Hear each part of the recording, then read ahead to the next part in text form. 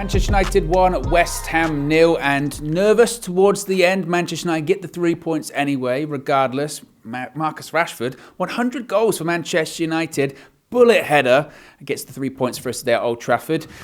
As I just said, nervous. Nervous, I think, is the best way to describe United today. I think in parts and patches, we played okay. We played well. It's not as good a performance as we've seen recently, especially if you compare them to when we beat Spurs or even when we drew against Newcastle or Chelsea. I thought we played better than we played today. But I think the real positive thing for Erik ten Hag will be is that, one, we weren't at our best and we got 3 points, particularly when some of the bigger teams in the Premier League are still dropping points. You know, your Chelseas, who are going to be competing with the top four. Yes, people like Spurs came back in the end. Yes, Liverpool quite far behind us at the moment. But when other teams around us drop points, we need to pick up points. We haven't been doing that in recent years, and I think that was a real positive today. Individual performances, of course, David De Gea. We have spoken so much about David De Gea, and you know what? I'm going to criticise myself a little bit here, actually, because I've flip-flopped on this quite a bit. And initially, prior to the season starting, I was saying, look, it's not an issue. It's an issue for the future, but it's not an issue right now. Manchester United, focusing on De Gea, it's like your house is burning down, but you want to change the doorbell. It's not important.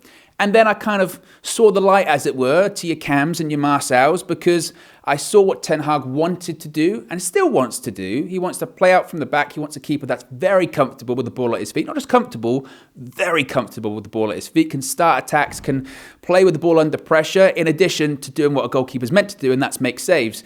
But I would hold David De Gea's performance today, particularly those saves towards the end of the game, and I would say that I can't think of many keepers in world football that can make those saves. Yes, there might be other goalkeepers that can play with the ball at their feet. Yes, they can start off moves, and yes, they can create goals for us and start attacks, but they're also going to be picking the ball out the back of their net, and we would lose that game because of it. So David De Gea deserves a ton of praise. When it comes to his contract, would I give him one? I'll let you decide that in the comment section below.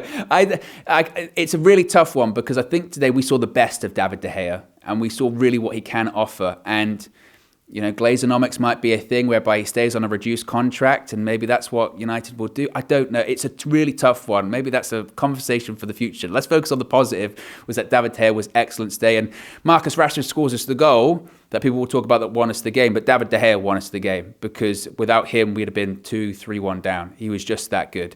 Referee, as well, must be said, absolutely bottled a red card. Lisandro Martinez gets kicked in the head by Scamacca, who was already on a booking, so they should have been down to 10 men anyway, but I don't like to focus too much on referee decisions because I think that's too petty, and I moaned about it enough during the match view as well. Speaking of Rashford, though, 100 goals for Manchester United, and what a difference. What a difference in this guy. Erik ten Hag deserves a ton of credit for a lot of things at Manchester United.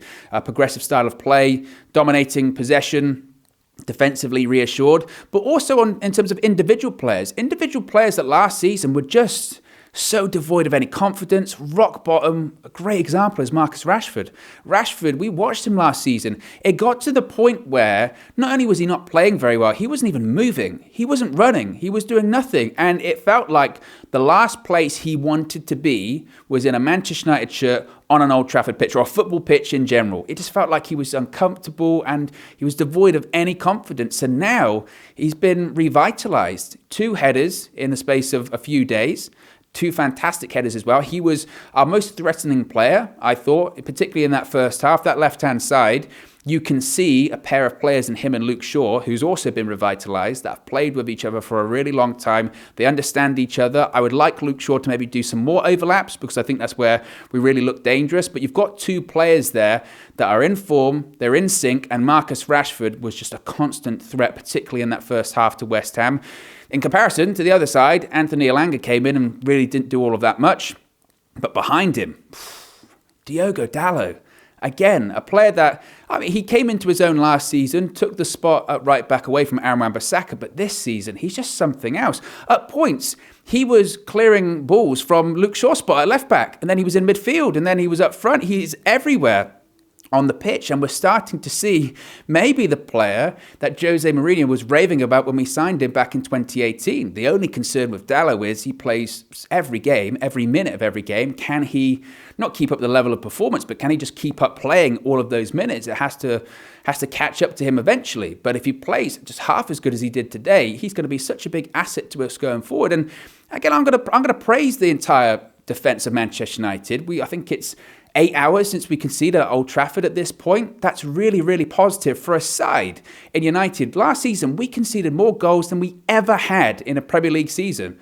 To go from that to just months later of us not conceding in 8 hours at home, again, massive credit to Ten Hag and massive credit to that back four, back five, including De Gea, because you've got Lisandro Martinez, who's playing at centre-back. He's playing with 3 different centre-back partners at this point.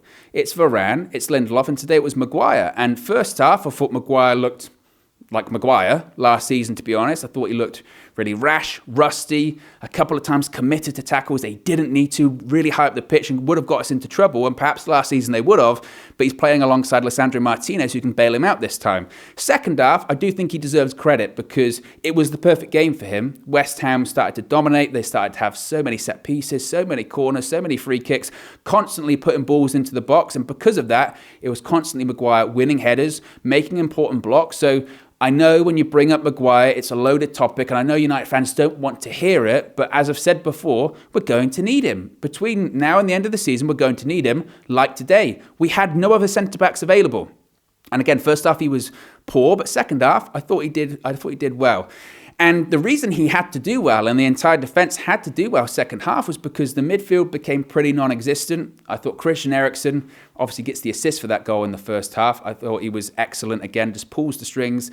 Casemiro again I thought was very good in the first half, but I don't know if it was because Ten Hag made those substitutions maybe a little bit too early, but we just started to look leggy, we looked tired, and it got to the point whereby West Ham attacking just went straight through the midfield, just completely bypassed the middle of the pitch, and suddenly our back four was pinned back, and it became very, very difficult. But despite that, we defended well and we defended resolutely. So I think that Ten Hag may reflect on the game and say, I tried to shore it up a little bit too early by bringing on McTominay, by bringing on Fred. That didn't work, but Fred was also unlucky, it must be said, with his header that hits the post. That was about 5 minutes remaining of the game. If he scores that, it's game over. We're not even worrying about David De Gea having to make world-class saves. And I think, again, going back to the midfield, it just became sloppy, and that's why we struggled. So I think overall, though, again, the positive is that we won. We weren't at our best, particularly second half. I think Ronaldo made some good runs as well up front. I think you would look at impressive performances by the likes of Rashford, Luke Shaw, Diogo Dalot, Lisandro Martinez once again, and of course David De Gea, who was an absolute monster between the sticks. And there's still a lot to be positive about for Manchester United, and more 3 points, and that top 4 race is well and truly on.